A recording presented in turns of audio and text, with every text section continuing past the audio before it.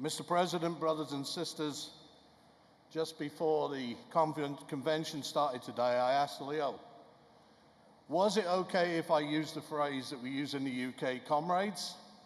And was it okay if I swore? He said I could do both.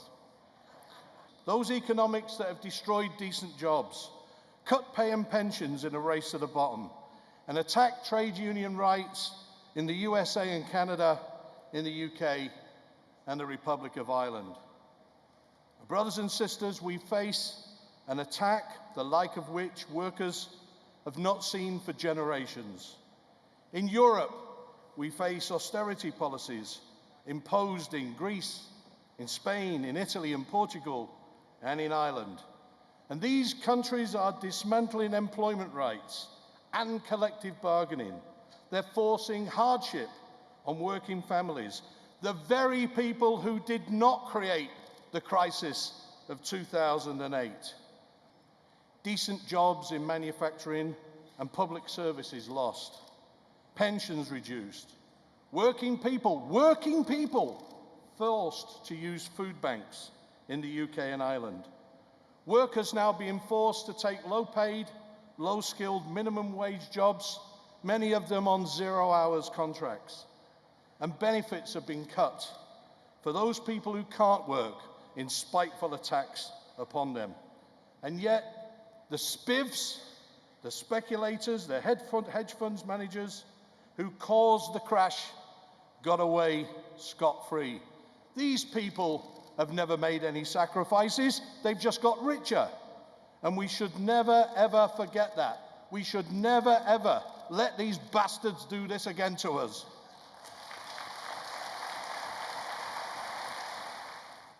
Now, comrades, I know that steel worker members have real concerns about trade agreements. You've watched 700,000 good manufacturing jobs, many in California, in New York, in Michigan and Texas, transported south to Mexico under NAFTA, to non-unionized zones set up to drive up profits and to stop union organizing campaigns in the USA. And that is why Unite and the Steelworkers have been clear. These new trade agreements in their present form are not acceptable, and we will do all within our power to oppose them.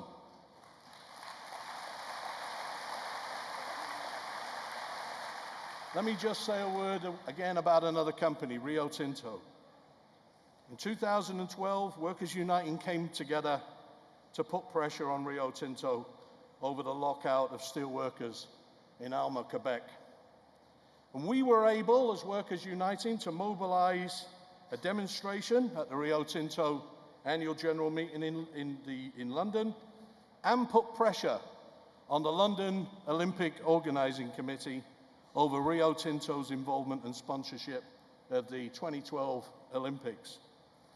Now, our pressure might not have won it, but I'm proud to tell you that when we told them that there would be protests at every Olympic event, there would be demonstrations at Olympic events around the country until Rio Tinto were off the podium.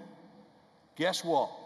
They didn't believe us at first, and when we assured them this would happen if we had to bring over steelworkers from the USA to assist us in that campaign, guess what? They settled that dispute just before the Olympics started. And I'm proud of the role that we played with our comrades.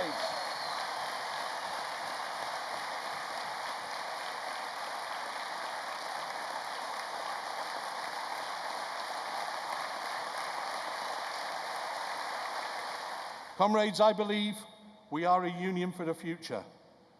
We'll fight back for members and our members wherever they work and whatever they do.